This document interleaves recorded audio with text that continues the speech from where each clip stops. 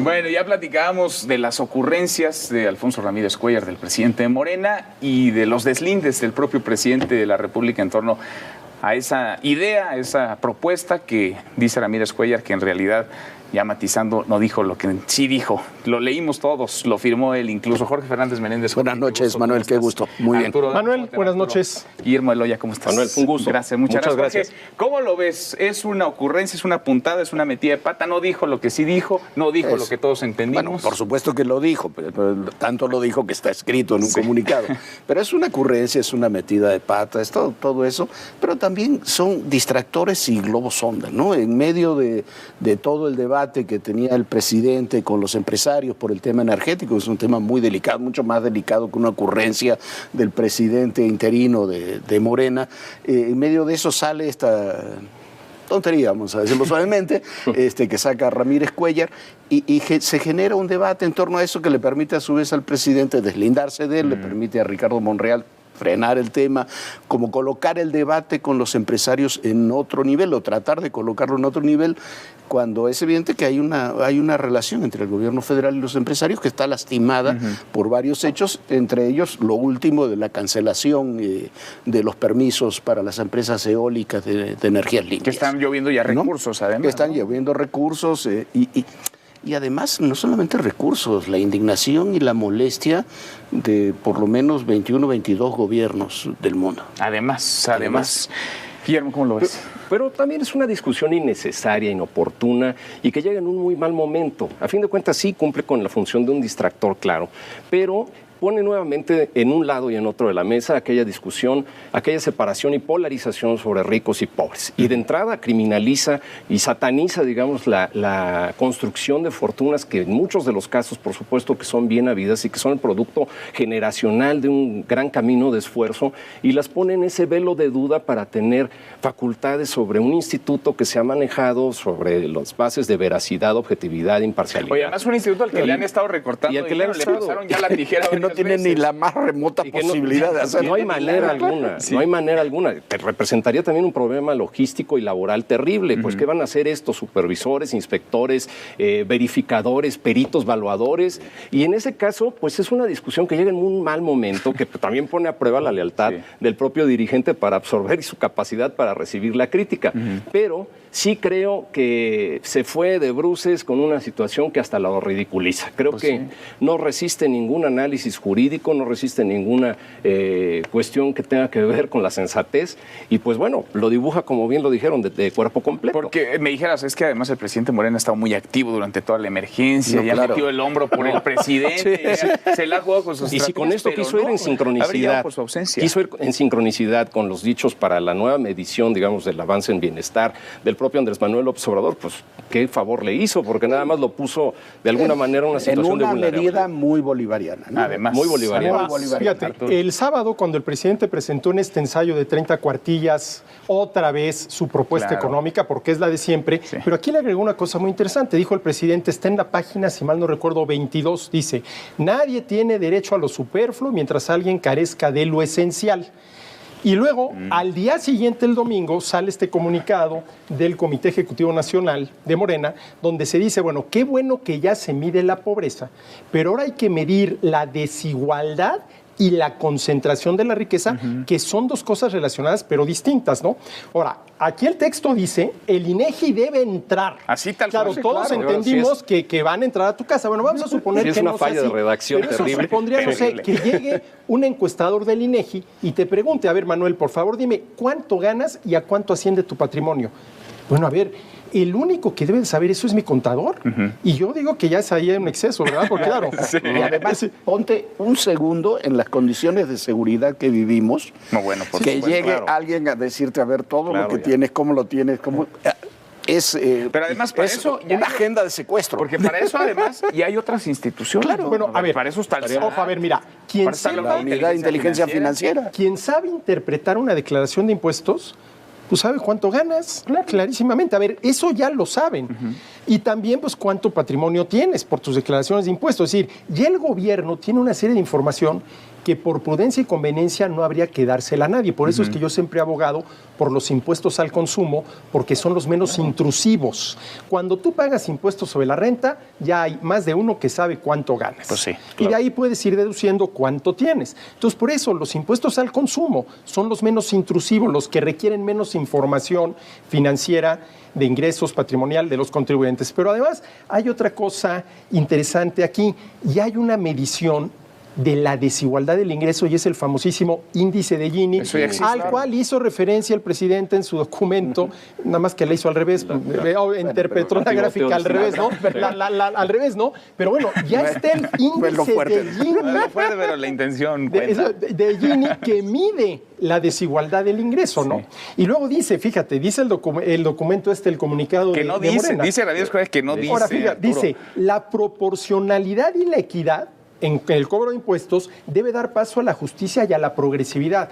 A ver, ¿qué es la progresividad? Que a mayor nivel de ingreso, mayor porcentaje de impuestos. Bueno, eso ya existe. Eso ya existe. Estaríamos negando la efectividad de los instrumentos fiscales y de las propias leyes que se traducen al impuesto sobre la renta, al impuesto al valor agregado, al impuesto sobre la nómina, al propio predial, con una situación que es prácticamente una cuestión aberrante, violatoria constitucionalmente del 14, del 16, del 27, del 31.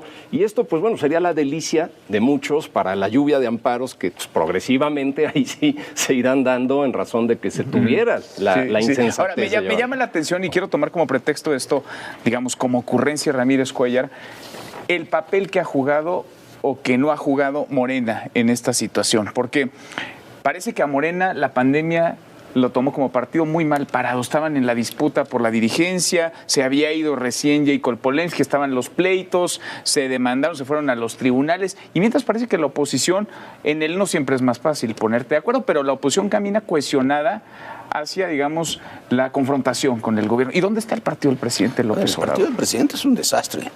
Siempre lo fue, digamos. Se puede decir que es un partido en formación y demás, pero bueno, ya tiene varios años, están en el poder, tienen mayoría legislativa, no han podido ponerse de acuerdo en generar un congreso, en cambiar su dirigencia, en tener... van a tener muchísimos problemas para las candidaturas de la elección del año próximo. ¿De dónde van a sacar candidatos? ¿De dónde van a sacar? O van a tener demasiados candidatos, ya hemos visto que se pelean muy duramente.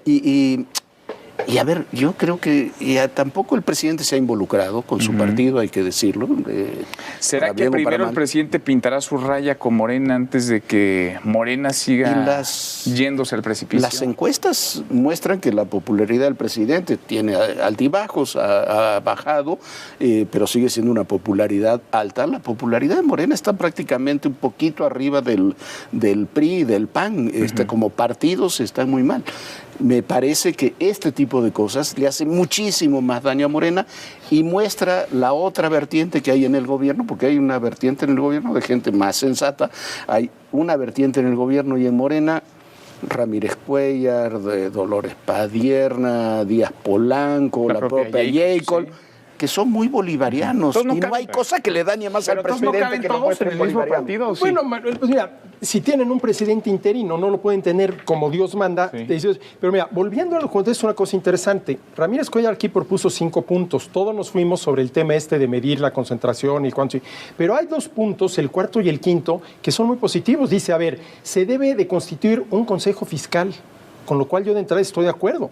Si se constituye un consejo fiscal encargado de ver cómo gasta el gobierno, cuánto gasta el gobierno, de ir revisando las finanzas públicas, independiente del gobierno, formado, por ejemplo, por académicos, intelectuales, periodistas, empresarios, estoy totalmente de acuerdo. Y luego dice el quinto punto, la Constitución debe dotar de mayor fortaleza y facultades a la Comisión Federal de Competencia Económica. Pues claro que sí. Claro. O sea, allá hay 2 propuestas atendibles que nadie puso atención por el escandalazo que se armó con esto de que el INEGI debe entrar sin ningún impedimento legal. ¿Esto cómo lo tomamos? O sea, ¿es un esbozo de una propuesta? ¿En algún momento lo va a presentar ante alguien? ¿Se lo va a dar al grupo parlamentario de la Cámara de Diputados en el Senado? Un consejo fiscal puede estar muy bien y puede estar muy mal. Sí, claro, depende cómo lo constituyes y para qué lo uses. A ver, vas a hacer un consejo fiscal para que atienda lo que están pidiendo muchos de los gobernadores, que es la redistribución fiscal, un nuevo pacto federal. Es una posibilidad. ¿Lo vas a hacer para qué? Me parece que eso los puntos anteriores me parece que es lo que hacen peligroso. Pero sin embargo, son esbozos, son brochazos muy primarios, son brochazos muy descoloridos que perfectamente, como lo dice Arturo, se ponen debajo de ese velo de la ocurrencia y de algo que es, pues, a todas luces una insensatez. Y con ello, pues bueno, lo que comentabas, ¿qué tanto abonan este tipo de ocurrencias? Que no es la primera, ya hay varios experimentos también que, pues, de algunos espontáneos y espontáneas dentro del propio partido. En temas delicados, como las Afores. Las Afores es un tema delicado, que pues ahí está sobre la mesa los 5,000 billones de pesos para pasarlos a la administración del Banco de Bienestar, y eso es de alguna manera regresar al Estado, el manejo de esos dineros que, pues, pertenecen al trabajador mexicano. Hay descoordinación, entonces, a ver, dentro de Morena hay descoordinación.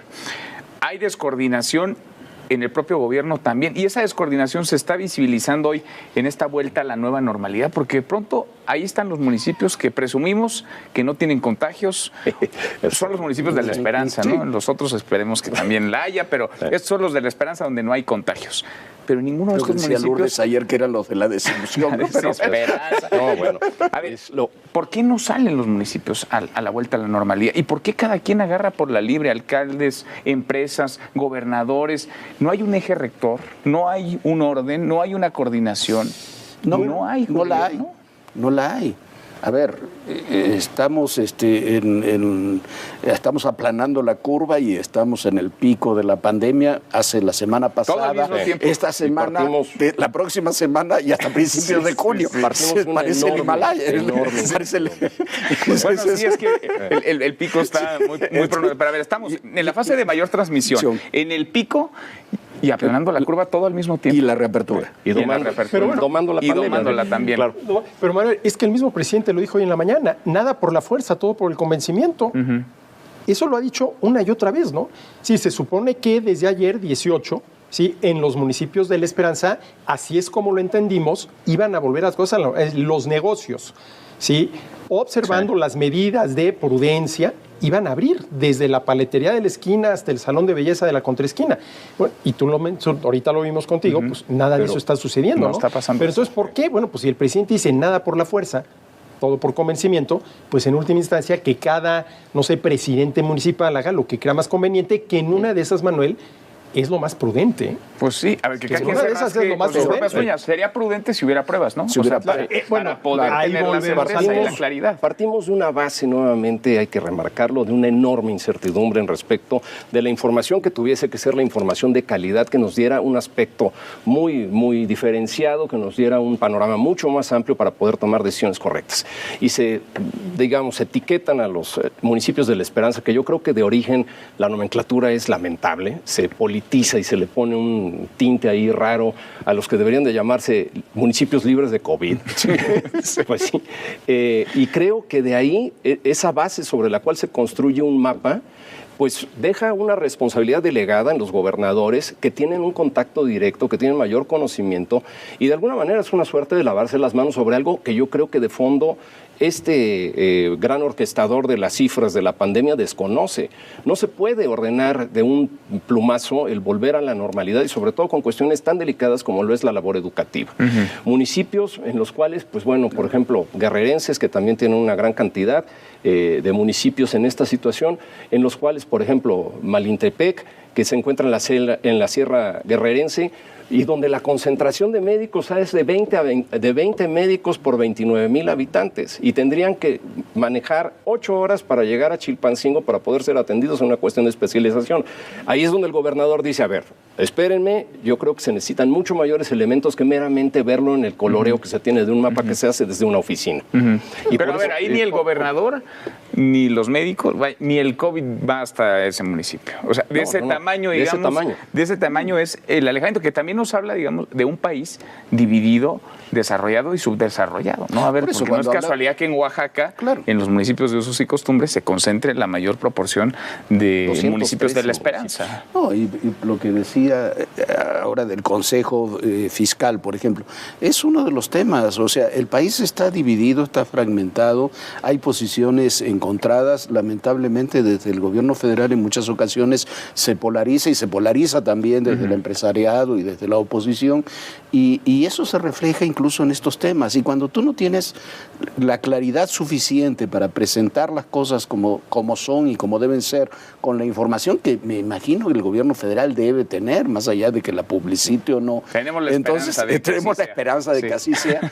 Es muy difícil de que haya posiciones conjuntas. Los países que han tenido relativo éxito para tratar la emergencia sanitaria son los países gobernados por la derecha, la izquierda, la socialdemocracia, quien sea, que han actuado más o menos en forma conjunta. Nosotros no estamos actuando en forma conjunta, Estados Unidos no está actuando en forma conjunta y las consecuencias no son buenas. Se va notando esa descoordinación, Arturo. Sí, pero también, insisto en este punto, ¿no? Tal vez habría que dejarles un poquito más de libertad y decir, bueno, tú eres el presidente municipal, sabes cómo está la situación, tú decide. Pero si no tienes las pruebas, Manuel, y volvemos al punto, no hay sin pruebas vas a ciegas. Olvídate de las pruebas. Si en la misma conferencia de prensa o anuncio estás diciendo cosas contradictorias, el pobre presidente municipal de la Sierra de Guerrero, ¿cómo va a tomar? Pero es que es en cosas tan simples. A ver, el cubrebocas. Todavía no hay una definición de una sola persona que va dictando las políticas en todos los temas de si deben o no usar las personas, las empresas, acatar el uso de cubrebocas. En las normas para abrir empresas, de las que ya se abrieron, hay un punto que está muy chistoso. Dice, hay que ir sin bigote. Sin bigote y barba. Sin bigote y barba. Arturo la próxima semana, ¿eh? ¿Por qué sin bigote y barba? Y barba. Se van a dar un beso entre los trabajadores. Por aquí se puede esconder no se van a dar un beso. Es una de las 78 medidas que se van a tener que observar en los 78. Pero que ni siquiera han sido transmitidas de manera que además fehaciente. no van a ser, quedó a buena voluntad, ¿no? O sea, ahí están las medidas, aplíquense, si se quieren, habrá supervisiones aleatorias, a lo mejor no. Veremos. Y es, repito, una decisión delegada sobre los gobernantes locales, sobre los gobernantes estatales, pero que también dibuja un escenario muy lamentable. Llamar a municipios de La Esperanza, a los municipios oaxaqueños, municipios guerrerenses, que ancestralmente viven una situación de abandono, de acumulación de pobreza, de condiciones de marginación, y los estamos de alguna forma de sarcasmo denominando como que es la esperanza de nuestra primaria apertura económica hacia una desgracia que hemos experimentado todos los mexicanos. Y además municipios donde no se ha hecho, claro, no hay un enfermo porque no se ha hecho una prueba. No hay certeza, no hay argumentos firmes para poder afirmarlo. Gracias, Guillermo. Muchas gracias.